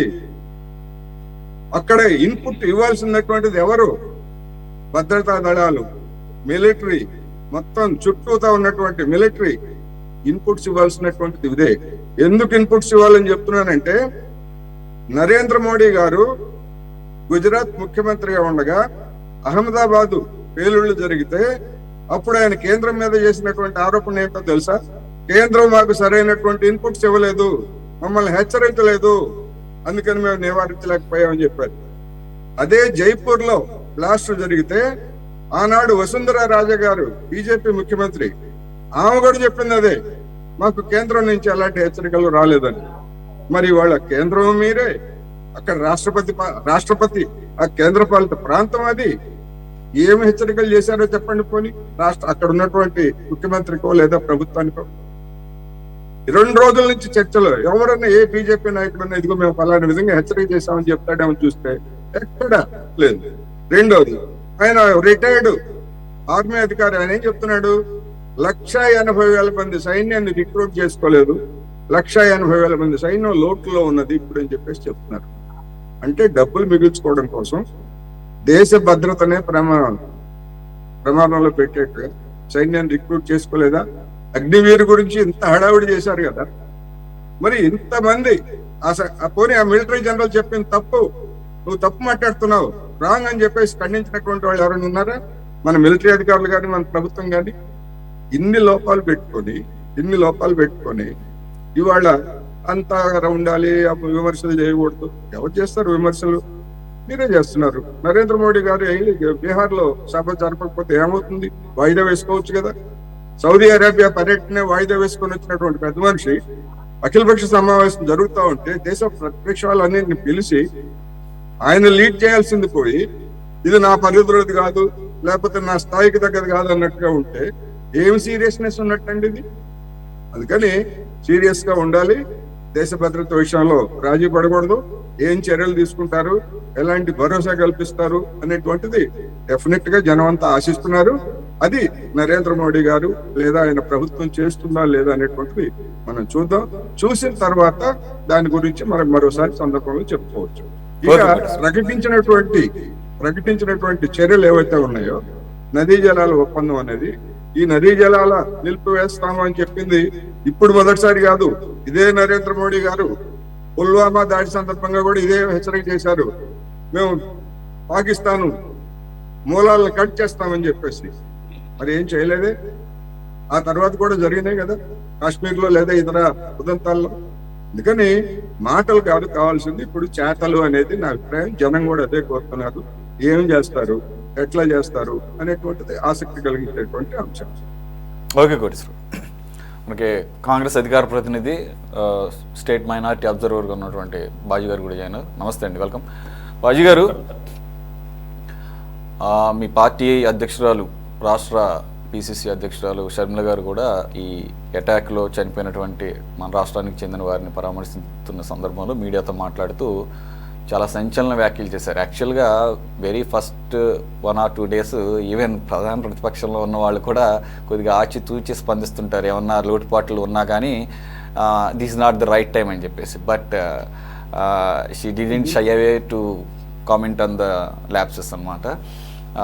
చాలా ఓపెన్గానే అసలు ఇంటర్నల్గా అంతర్గతంగానే ఒక యుద్ధం జరుగుతోంది, ఒక టెర్రరిజం ఉంది అని చెప్పేసి ఆవిడ ఇంటర్నల్గా అసలు మోదీనే ఒక టెర్రరిస్ట్ అని చెప్పేసి ఆవిడ మాట్లాడటం జరిగింది. ఆవిడ ఉద్దేశం ఏంటంటే ఈ మతాలను అడ్డం పెట్టుకొని ఆ మతాలకు సంబంధించినటువంటి మంటల్లో చక్కగా చలి కాచుకుంటున్నారు. ఇదే భాష ఆవిడ మాట్లాడారు కూడా. నేను ఆవిడ అన్న మాటలు నేను చెప్తున్నాను. మరి ఈ సందర్భంలో మరి ఆవిడ మాట్లాడిన మాటలు ఎంతవరకు రిజెంబుల్ అవుతాయి అనేది కొంతమంది వ్యక్తం చేస్తున్నటువంటి, ఈవెన్ అక్కడ ఉన్నటువంటి మీడియా ప్రతినిధులు కూడా ఆవిడ్ని, జనరల్గా మన మీడియా ప్రతినిధులు ప్రశ్నలు అడగడం మానేశారు, ఓపెన్గా మాట్లాడుకుందాం ఎవరైనా కానీ ఫస్ట్ టైం పాపం when it comes to national security, దేశభక్తి అనేసరికి జర్నలిస్టులు కూడా బాగానే స్పందిస్తున్నారు. ఒకటి ఆనందపడాల్సిన విషయం ఏమేమో తెలియదు, కానీ అదే స్ఫూర్తి అన్ని సందర్భాల్లో కూడా క్వశ్చన్ చేసే తత్వం ఉంటే బాగుంటుంది. ఆవిడ అయినా కూడా ఆవిడ ఏమి వాటిని పక్కకు పెట్టి ఎస్ ఈ లోపల భారతదేశంలో జరుగుతున్నటువంటి ఈ రకమైనటువంటి రిలీజియస్ సెగ్రిగేషన్ని దృష్టిలో పెట్టుకొని అది బయట ఉన్న శక్తులకి ఒక ఊతం ఇచ్చింది, ఆస్కారం ఇచ్చింది అనేది ఆవిడ చెప్తున్నటువంటి భాష్యం. ఎలా చూడాలి సార్ ఆవిడ దాని గురించే కదా, ఓవరాల్గా మీ వ్యూ పాయింట్ ఏంటి? ఏదైతే ఈ టెర్రరిస్ట్ దాడి ఉందో అది భారతదేశంలో ఉన్న 140 కోట్ల ప్రజలు, అందులో ఉన్న 30 కోట్ల మంది ముస్లింతో సహా అందరూ కూడా ముక్తఖండంతో ఖండించాల్సిందే. అందరూ గుండెల్లో బాధతోటి అమాయకుల్ని పొట్టన పెట్టుకున్నారు వీళ్ళు మతోన్మాదంతో అని అందరూ కూడా ఖండిస్తున్నారండి. అందులో సందేహం లేదు. ఎవరో ఒకళ్ళో ఇద్దరో ఎవరో ఉన్మాదులు మాట్లాడిన మాటల్ని హైలైట్ చేస్తూ సోషల్ మీడియాలో ఏదేదో చక్కర్లు కొడతా ఉంటాయి. కానీ ఓవరాల్ గా ఏంటంటే ఇక్కడ కుల మతాలకి అతీతంగా అందరూ కూడా ఈ జరిగిన దారుణాన్ని, ఇది ఒక అరాచకం, యాక్చువల్ గా అది మతోన్మాదం కూడా కాదు. వాళ్ళు టెర్రరిస్టులు, ఇస్లాం మతానికి సంబంధించిన వాళ్ళు కూడా కాదు. వాళ్ళ మతం టెర్రరిజం మతం, మతోన్మాద మతం తప్ప వాళ్ళు ఉగ్రవాద మతం వాళ్ళది. అంతేగాని ఎక్కడా కూడా ఇస్లాం మతానికి సంబంధించిన వాళ్ళు కాదు వాళ్ళు. ఎందుకంటే ఇస్లాంలో హింసకు తావులేదు. ఇస్లాం యొక్క ఏ గ్రంథం అయినా కానీ, ఇస్లాం బోధించే ఏదైనా కానీ హింసకు తావులేదు. దాతృత్వం, కరుణ, దాన గుణమే ఇస్లాం బోధిస్తుంది తప్ప ఇలాంటివి ఏది కూడా ఇస్లాంలో లేదు, తావు లేదు. వీళ్ళు అలా చేశారు అంటే వాళ్ళు ఇస్లాంని ఆచరించే వాళ్ళు ఎట్టి పరిస్థితుల్లో కాదు. అసలు వాళ్ళ యొక్క ఆలోచన విధానం వేరు. భారతదేశం యొక్క ఐకమత్యాన్ని, భారతదేశం యొక్క మరి స్థిరత్వాన్ని భగ్నం చేసే ఒక కుట్రలో భాగమే ఇది. అందులో భాగంగానే ఈ కాశ్మీర్లో జరుగుతున్న ఆరని మంట ఇది ఎన్నో సంవత్సరాల నుంచి, దశాబ్దాల నుంచి జరుగుతా ఉన్న ఇది ఒక ఆరని చిచ్చు. ఈ చిచ్చుకి ఇక్కడైనా కానీ చరమగీతం పాడాల్సిన పరిస్థితి ఉంది అని చెప్పేసి నేను వ్యక్తిగతంగా భావిస్తా ఉన్నాను. మరి ఇవాళ జరుగుతున్న అఖిల పక్షంలో పెట్టమని కూడా మా పార్టీ ఖర్గే గారు ఆయన మొదటి కండోలెన్స్ లో చెప్పారు. అఖిల పక్షం ఏర్పాటు చేసి మీరు ఎటువంటి నిర్ణయం తీసుకున్నా కానీ శక్తివంతమైన ప్రభుత్వం, శక్తివంతమైన నిర్ణయాలు తీసుకోండి అని చెప్పేసి మా పార్టీ హైకమాండ్ ముందు నుంచి చెప్తా ఉంది. కాకపోతే షర్మిలా గారి మాటల్లో అంతరార్థం ఏంటంటే, నేను అర్థం చేసుకుంది ఏంటంటే, యాక్చువల్ గా మరి మోడీ గారు కానివ్వండి, భారతీయ జనతా పార్టీ కానివ్వండి, ఇంటర్నల్ గా ఈ దేశంలో ఒక మతాల మధ్య, ముస్లింస్ హిందువుల మధ్య ఒక రకమైన గ్యాప్ వచ్చే విధమైన వ్యాఖ్యానాలు చేయటం, ఆ విధంగా పార్టీ లైన్స్ తీసుకోవటం, మరి హిందుత్వాన్ని కన్సల్టేట్ చేయడం కోసం ముస్లింస్ ని బూచీలుగా చూపించి ఒక విభజన రేఖని గీచే ప్రయత్నం చేస్తున్నారనేదే ఈ దేశంలో ఉన్న ముస్లింస్ అంతా కూడా ఆందోళనతో ఉన్న విషయం. అలాగే రకరకాల స్టేజ్ల్లో, రకరకాల ప్లాట్ఫామ్ మీద మోడీ గారు కానివ్వండి, అమిత్ షా కానివ్వండి, బీజేపీ అగ్రనాయకత్వం కానివ్వండి మాట్లాడిన తీరు, ఇవన్నీ కూడా ఈ దేశంలోని ముస్లింస్ యొక్క అభద్రతా భావానికి గురైంది. అలాంటి కార్యక్రమానికి బీజేపీ పూనుకుంటుందా అనే భావంతో షర్మిలా గారు మాట్లాడి ఉండొచ్చు. ఆవిడ ఇవాళ వైజాగ్ లో నిన్న చనిపోయిన కుటుంబాన్ని ఓదార్చడానికి, పరామర్శించడానికి వైజాగ్ వెళ్ళున్నారు. యాక్చువల్లీ ఇవాళ విజయవాడలో మీటింగ్ కార్యక్రమంలో పాల్గొనాల్సి ఉంది, అది క్యాన్సిల్ చేసుకుని అక్కడికి వెళ్ళారు ఆవిడ. కాబట్టి నేను అలా అర్థం చేసుకుంటున్నాను ఆవిడ ఆంతర్య భాషలో. నిజంగా కూడా ఈ దేశంలో జరుగుతున్నదే అదే మరి విదేశీ విద్రోహ శక్తులకు ఊతం ఇచ్చే అంశంగా మారుతుంది ఖచ్చితంగా. వాళ్ళ డైలాగులు కొట్టారు అంటే, ఇప్పుడు అతను మునీర్, ఎవరైతే పాకిస్తాన్ కి సంబంధించిన ఆర్మీ చీఫ్ మునీర్ ఏం మాట్లాడుతున్నాడు, వాడు మాట్లాడే భాష, వాడు మాట్లాడే విధానంలో ఏంటి, వాడు ఈ దేశంలో ఉన్న మన అంతర్గత ఇష్యూస్నే ప్రస్తావిస్తా ఉన్నాడు. రెండుగా చీలింది హిందువులు ముస్లింస్ కాదండి. నేను యాజ్ అ ముస్లింగా, కాంగ్రెస్ వాదిగా, గాంధేయవాదిగా నేను ఒకటే చెప్తున్నాను, ఈ దేశంలో పుట్టిన ప్రతి ముస్లిం కూడా ఈ దేశ బిడ్డ, ఈ గాలే పీల్చుకుంటున్నాడు, ఇక్కడే పుట్టాడు, ఇక్కడే తన సేవల్ని ఈ దేశాన్ని ప్రజలకే అంకితం చేస్తున్నాడు, చివరికి ఈ మట్టిలోనే కలిసిపోతున్నాడు. మేము ఇండియన్ ముస్లింస్, ఈ దేశం యొక్క దేశభక్తి మా మెండు, ఈ దేశ స్వాతంత్రం కోసం ప్రాణార్పించారు ఇక్కడ పుట్టిన ముస్లింస్ ఎంతో మంది. అట్లాగే ఇవాళ ఈ దేశంలో మా ముస్లింస్ ని ఈ రకమైన ఇంటర్నల్ పాలిటిక్స్ వల్ల ఈ పార్టీలు ఓపెన్ గానే చెప్తున్నాను, భాజపా యొక్క ఒక స్వార్థపూరిత రాజకీయాల వల్ల ముస్లింస్ యొక్క అభద్రతా భావం క్రియేట్ అవుతుంది. దానికి మేము బాధపడతా ఉన్నాం. మేము మా దేశభక్తిని శంకించక్కర్లా, వీఆర్ ఇండియన్స్, ఈ దేశం కోసం ప్రాణాలను ఇస్తాం, ఇక్కడే ఇక్కడే చేస్తాం, ఈ మట్టిలోనే. మాకు ఈ దేశం జెండా చూస్తే, 3 నెలల జెండా చూస్తే గుండెల్లో నెపరపలాడుతుంది మాకు. కాబట్టి ఎవరు బీజేపీ మిత్రులు కానివ్వండి, ఆర్ఎస్ఎస్ మిత్రులు కానివ్వండి, ఎవరు కూడా ఈ దేశంలో ఉన్న ముస్లింస్ యొక్క major portion of the Muslims అందరూ దాదాపు 99% ఈ దేశభక్తితోనే ఉన్నారు. ఎవరు కూడా పాకిస్తాన్ జయని అనరు, ఇంకోటి జయని అనరు. మీకు దానికి తార్కాణమే నిన్న జరిగిన మారణకాండలో ఒక ముస్లిము ఎదురు తిరిగి తుపాకీ లాక్కొని ప్రాణాలు కోల్పోయాడు. ఇంకొక ముస్లిము భుజాన్ని వేసుకుని క్షతగాత్రుల్ని తీసుకెళ్లి అంబులెన్స్ లో తీసుకెళ్లి చేర్చాడు. అది వాళ్ళకి అవసరం లేదు కదా. కారణం ఏంటంటే అక్కడ మానవత్వమే, అక్కడ కులం కాదు, మతం కాదు, మనుషులం మనం, మానవత్వం. ఇదే అభిప్రాయం, ఇదే ధోరణి ఈ దేశంలో ఉన్న మేజర్ ముస్లింస్ మా హృదయాల్లో ఉంది. అది మేము నిరూపించుకోక్కర్ల, మా దేశభక్తిని ఉంది. దానికి నిన్నటి జరిగిన ఉదాహరణ. కొంతమంది ఉంటారు, అన్ని మతాల్లోనూ ఉన్నారు. ఇవాళ మరి అదే మనం అనుకుందాం, ఇప్పుడు పాకిస్తాన్ విషయమే తీసుకుందాం. పాకిస్తాన్ లో కూడా టెర్రరిజం ఎంతో ఉంది, సంవత్సరానికి 1000 మంది చనిపోతా ఉన్నారు. పాకిస్తాన్ లో బేజనీర్ బుట్టోని ఉగ్రవాదులే చంపారు. అక్కడ కూడా ఉంది, వాళ్ళు బాగుంటుంది ఏం లేదు ప్రోత్సహించి. కాకపోతే ఏంటంటే ఇప్పుడు ఈ 370 ఆర్టికల్ ఏదైతే రద్దు చేయబడిన తర్వాత కూడా భారత ప్రభుత్వము ఇంకా పటిష్టమైన బందోబస్తు, పటిష్టంగా నిఘా వ్యవస్థని పెంచాల్సిన అవసరం ఉందేమో. అందువల్లే దాని తర్వాత కూడా అనేక ఉదంతాలు జరిగినాయి, అనేక మారణకాండలు జరిగినాయి, 18 ఇన్సిడెంట్స్ జరిగినాయి. 2019 ఆగస్టులో 370 చట్టం రద్దయిన తర్వాత, 370 సెక్షన్ రద్దు చేసిన తర్వాత 18 దాడులు జరిగినాయి. రీసెంట్లీ కూడా జరిగింది, ఒక లాస్ట్ 2024 ఫిబ్రవరిలో కూడా జరిగింది. కాబట్టి ఏంటంటే ప్రభుత్వం యొక్క వైఫల్యం కూడా ఉంది. అంత టూరిస్టుల్ని, పర్యాటకుల్ని అంత ఇదిగా ఆహ్వానిస్తున్నప్పుడు కాశ్మీర్ మన అమిత్ షా గారు పార్లమెంట్ లోనే చెప్పారు మన మార్చి 24న ఏమని, కాశ్మీర్ సురక్షితం, ఎవరైనా వెళ్ళొచ్చు హాయిగా, పూర్వ పరిస్థితులు లేవు, 70% అంత మామూలు పరిస్థితులు వచ్చేసినాయి అని ప్రకటన చేశారు పార్లమెంట్ లో ఆయన. అలాంటప్పుడు అక్కడ ఎందుకని నిఘా వ్యవస్థ వైఫల్యం, ఎందుకని నెగిటివ్ సెన్స్ లో ఎందుకు ఆలోచించలేకపోయారు? వాళ్ళు హెచ్చరికలు జారీ చేస్తున్నారు, అల్లరి మా దుష్టమూక హెచ్చరికలు చేస్తూనే ఉన్నారు. ఏమని చేస్తున్నారు? కాబట్టి ప్రభుత్వం యొక్క వైఫల్యం స్పష్టంగా ఉంది. అది కరెక్ట్ చేసుకోవాల్సిన అవసరం ఉంది. నేను ఒకటే చెప్తున్నాను, ఈ కాశ్మీర్ అంశానికి ఇప్పటికైనా కానీ చరమగీతం పాడాల్సిన అవసరం ఉంది. దానికి ఏ రకమైన సపోర్ట్లు ఇస్తారో, ఏ రకమైన చర్యలు తీసుకుంటారనేది వాళ్ళు అది పారదర్శకంగా అఖిల పక్షాలతో చర్చించి తీసుకుంటే అందరూ కూడా హర్షిస్తారు, సపోర్ట్ ఇస్తారు. ఎస్ ఓకే బాజీ గారు, మరి అంశంలోకి వెళదాం. ఎస్ కరణం భాస్కర్ గారు, ఒక్క నిమిషం అవకాశం ఇస్తారా? భాస్కర్ గారు ప్లీజ్. సార్ వారు సబ్కా సాత్ సబ్కా వికాస్ అంటే ఎవరి సార్? వాళ్ళ ముస్లిమ్స్ లేరా? వికసిత్ భారత్ పెట్టారు, దాంట్లో వచ్చే బెనిఫిట్స్ ముస్లిమ్స్ తీసుకోవట్లేదా? ముస్లిం తీసుకోవట్లేదా? ఏం మాట్లాడతాడు సార్ ఆయన? ఆమె షర్మిలా గారు మాట్లాడింది ఏమన్నా అర్థం ఉందా? ఈ దేశంలో ముస్లింస్ బీజేపీ కొట్టేస్తారు, మీకు తెలిసినట్టు ముస్లింస్ బీజేపీ కొట్టేస్తున్నారు.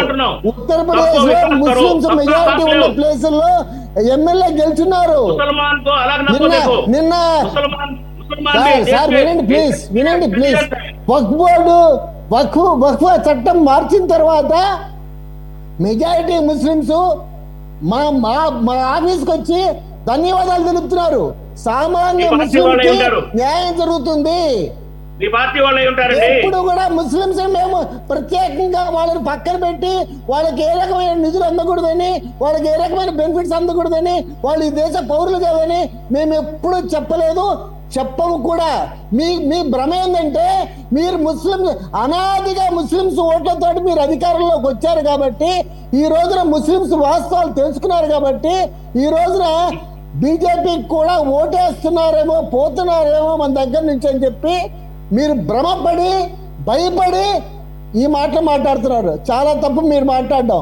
తర్వాత ఇందాక వారు మాట్లాడుతూ చెప్పారు సార్ 15 నిమిషాల్లో ఆర్మీ వెళ్ళింది, జరిగిన ఇన్సిడెంట్ జరిగిన 15 నిమిషాలు ఆర్మీ వెళ్ళింది, అరగంటలో హెలికాప్టర్ వచ్చి వాళ్ళని హాస్పిటల్ లిఫ్ట్ చేసింది.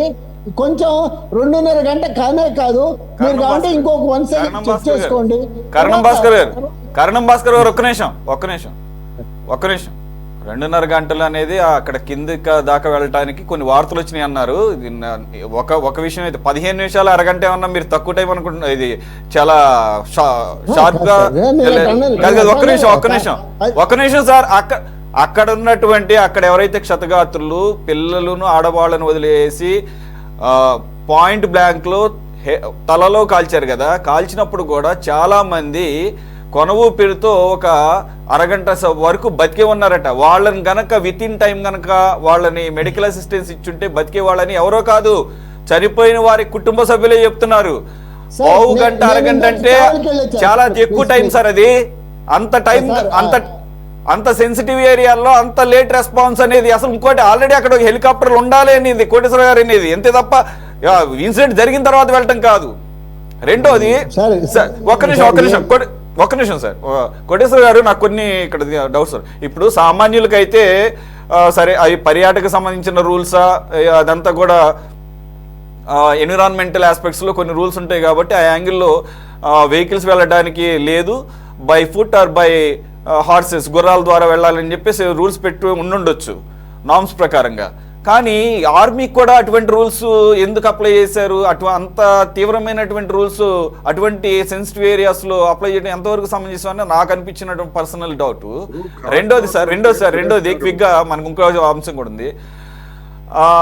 దీని తర్వాత పీఓకేని ఆల్రెడీ హస్తగతం తీసుకోవాలి ఎప్పటి నుంచో అనుకుంటున్న సందర్భంలో ఇప్పుడు వడివడిగా అడుగులు పడతాయా? దాని వైపుగా ఈ అటాక్ని ఆసరాగా చేసుకుని ముందుకు వెళ్ళే అవకాశం ఉందా? రెండు,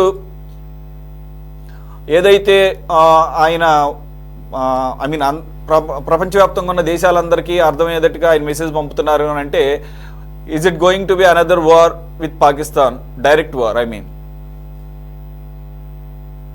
ఇప్పుడు డైరెక్ట్ గా పాకిస్తాన్ మీద యుద్ధం జరుగుతుంది అని నేను అనుకోవట్లేదు. ఎందుకంటే యుద్ధం జరగటానికి, యుద్ధం చేయాలంటే ఎవరికైనా కానీ కొన్ని నెలల పాటు సన్నాహాలు చేసుకోవాల్సి వస్తుంది. పాకిస్తాన్ దగ్గర కూడా అణుబాంబు ఉంది. అమెరికా వాడిచ్చినటువంటి అత్యాధునికమైనటువంటి విమానాలు ఉన్నాయి. అదేవిధంగా ఆధునికమైనటువంటి ఆయుధాలు కూడా ఉన్నాయి. అటువంటి దేశం మీద, ఏ చిన్న దేశం మీదైనా మనం ఎక్కడి దాకా వెళ్ళక్కర్లేదు. అత్యంత శక్తివంతమైనటువంటి ఇజ్రాయిల్ గాజా మీద నెలల తరబడి దాడులు చేసి మొత్తం భవనాలన్నింటినీ ధ్వంసం చేసినా గానీ హమస్ వాళ్ళని పట్టుకోలేకపోయిందనేటువంటిది ప్రపంచానికి ఒక పెద్ద గుణపాఠం. అందువలన కొన్ని లక్షల కోట్ల రూపాయలు వెచ్చించాల్సి వస్తుంది. మొత్తం మిలిటరీని మొత్తాన్ని మొబిలైజ్ చేయాల్సి వస్తుంది. అదంతా యుద్ధం అంటే చిన్న విషయం ఏం కాదు.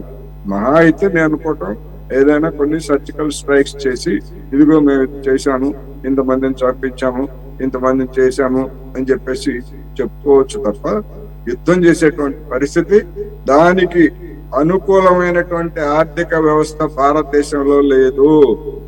15 లక్షల కోట్ల రూపాయలు అప్పులు చేయాలి నరేంద్ర మోడీ గారికి, పాత అప్పులు తీర్చే స్థితిలో లేరు. ఇవాళ యుద్ధం అంటే ఎన్ని లక్షల కోట్లు అవుతుందో అనేటువంటిది మనం చూస్తున్నాం. ఉక్రెయిన్ లో ఏం జరుగుతుందో, లేకపోతే గాజాలో ఏం జరుగుతుందో. ఎందుకని యుద్ధం జరుగుతుందని నేనైతే అనుకోను. బహుశా జరిగితే సర్జికల్ స్ట్రైక్స్ ఏమైనా కొన్ని చేస్తారు. అది చేస్తే ఏం జరుగుతుంది ఏమిటి అనేటువంటిది మనం, ఎందుకంటే వాళ్ళ వరకు ఏం చెప్పలేదు, చేస్తామని చెప్పలేదు, చేయమని కూడా చెప్పలేదు, గట్టిగా బుద్ధి చెప్తా ఉంటున్నారు. దాని అర్థం ఏమిటనేటువంటిది మనం చూడాలి. కానీ ఇవాళ సరిహద్దులో ఈ ప్రధానమంత్రి గారి ప్రకటనల వల్ల కానివ్వండి, లేదా సమస్య తీవ్రత వలన కానివ్వండి, అటు పాకిస్తాన్ వైపు నుంచి కూడా అమెరికా వాడు ఇచ్చినటువంటి అత్యాధునికమైనటువంటి విమానాలని, ఆయుధాలని కూడా వాళ్ళు కూడా సమీకరిస్తున్నారు. వాళ్ళు కూడా చెప్పకపోయినా, పైకి చెప్పకపోయినా, మన మిలిటరీ కూడా సరిహద్దులకి ఆయుధాలని, సిబ్బందిని తరలిస్తుంది. ఇదంతా కమోషన్ ఉంటది తప్ప యుద్ధం అయితే జరుగుతుందని నేను అనుకోవట్లేదు. ఒకవేళ యుద్ధం జరిగితే ఏం జరుగుతుంది? ఉగ్రవాదం మీద యుద్ధం చేసినటువంటి దేశాలు ఎక్కడైనా విజయం సాధించాయా? సిరియా కావచ్చు, ఇరాక్ కావచ్చు, లేదా మరొక దేశం కావచ్చు. అంత దాకా ఎందుకు? ప్రపంచంలో అత్యధికమైనటువంటి పెద్ద మిలిటరీ, ఎన్నో ఆయుధాలు ఉన్నటువంటి అమెరికా వాడు ఆఫ్ఘనిస్తాన్ వెళ్లి తాలిబాన్లను అణిచేస్తానని చెప్పేసి సంవత్సరాల తరబడి యుద్ధం చేసి నాశనం చేశామని చెప్పేసి ప్రకటించి, చివరికి వన్ ఫైన్ మార్నింగ్ మేము తాలిబాన్లతో రాజీ చేసుకొని మమ్మల్ని వెళ్ళిపోతున్నాం, తాలిబాన్లారా మమ్మల్ని మీరు ప్రాణాలతో మమ్మల్ని పోనివ్వండి, మా ఆయుధాలు, మా వాహనాలన్నీ ఇక్కడే వదిలేస్తామని చెప్పేసి ఇదే ట్రంప్ నాయకత్వంలో ఉన్నటువంటి మిలిటరీ పారిపోయినటువంటి దృశ్యాలు మనం చూసాం ఆఫ్ఘనిస్తాన్ లో. అందుకని ఒక దేశం మీద యుద్ధం అంటే అది చిన్న విషయం కాదు.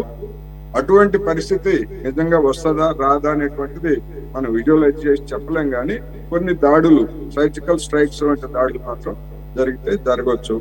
ఒకటి.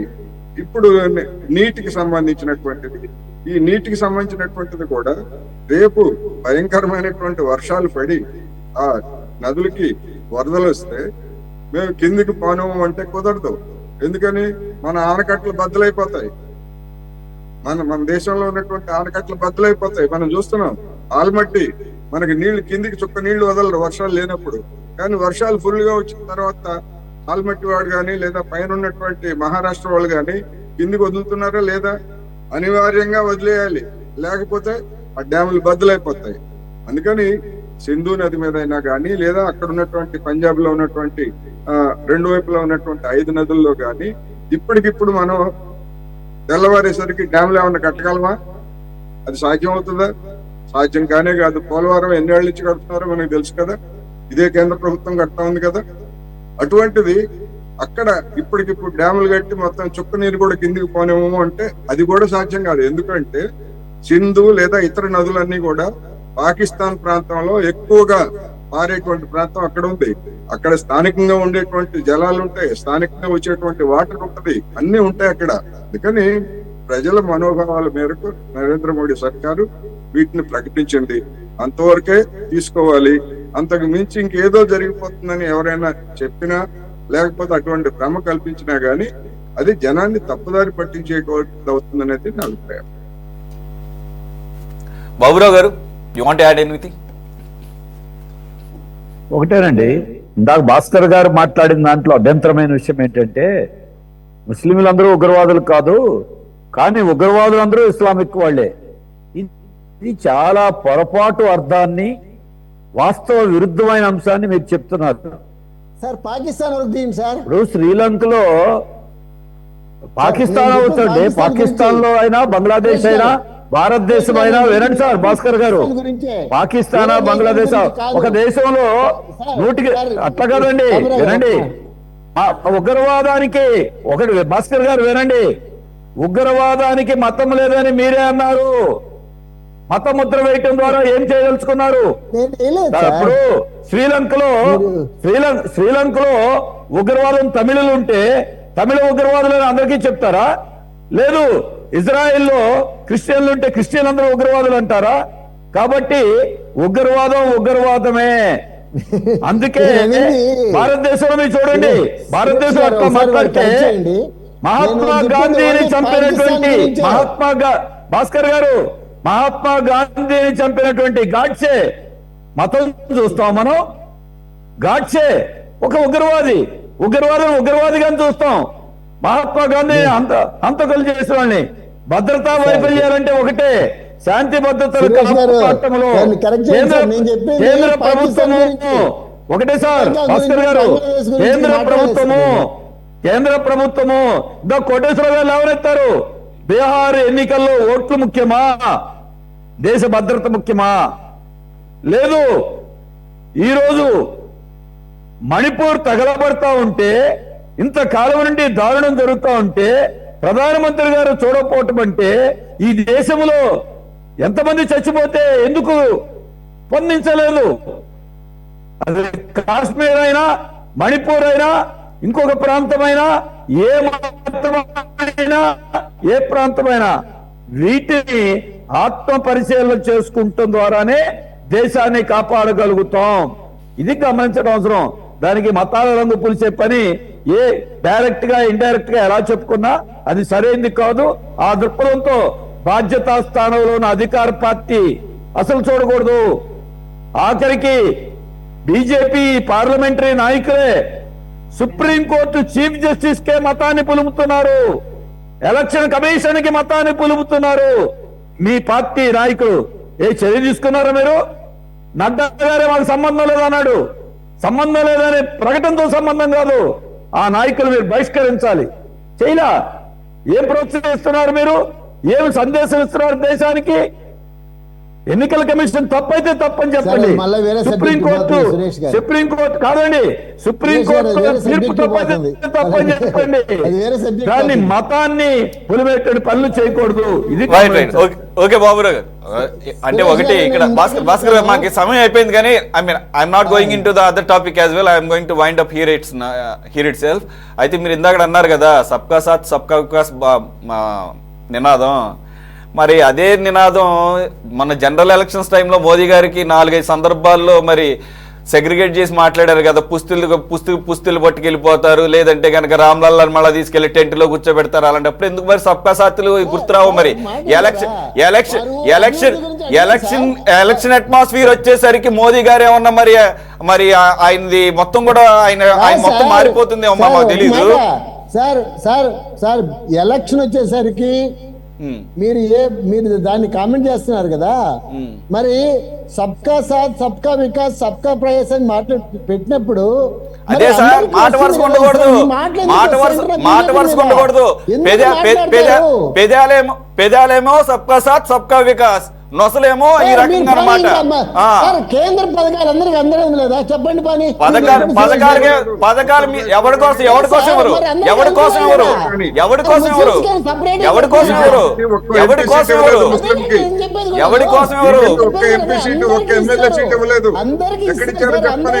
పథకాలు ఎవరి కోసం ఇవ్వరండి? ప్రజల కోసం. ప్రజలు ఓట్లేస్తే మీరు ప్రభుత్వంలో కూర్చున్నారు, మీరేదో భిక్ష వేసేది కాదు. ఎవరి కోసం ఎవరు?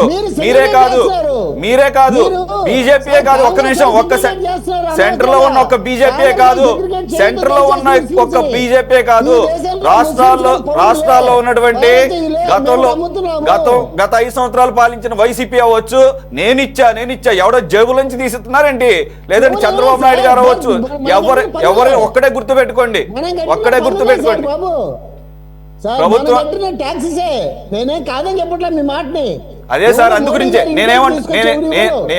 మీరు హుందాగా అన్ని కూడా ఓకే సార్. అయితే ఒకటే మాట, సబ్కా సాత్ సబ్కా వికాస్ అనేది ఒక్క మాటలోనే కాదు, చేతల్లో కూడా కనపడాలి. ఓ ఎలక్షన్స్ రాగానే మన అసలు రంగు బయట పెట్టుకొని అదే సార్, అసలు రంగులు బయట పెట్టుకొని 3 ఎమ్ములు బయటికి తీసుకొచ్చి అదే సార్, మందిర్ ముస్లిం ముజ్రా ఈ రకంగా, లేకపోతే పుస్తలెట్టు పట్టుకెళ్తారు. ఈ రకమైనది ఎవరు? ప్రధానమంత్రి హోదాలో ఉండి ఆల్రెడీ 2 సార్లు అధికారాన్ని చేపట్టిన తర్వాత కాన్ఫిడెంట్ గా అద్భుతంగా మాట్లాడాల్సింది పోయి ఎప్పుడు లేనిది మోదీ గారు ఈసారి జనరల్ ఎలక్షన్స్ అప్పుడు ఆ రకంగా మాట్లాడబట్టే మీకు మెజారిటీ తగ్గింది, ఆలోచించుకోవాల్సిన అవసరం. థ్యాంక్స్ ఫర్ జాయినింగ్ భాస్కర్ గారు, బాజీ గారు, కోటేశ్వర్ గారు అండ్ బాబురావు గారు. ఇది వాళ్ళ టాప్ డిబేట్. మరో అంశంతో మళ్ళీ కలుద్దాం. Stay tune to city 24/7.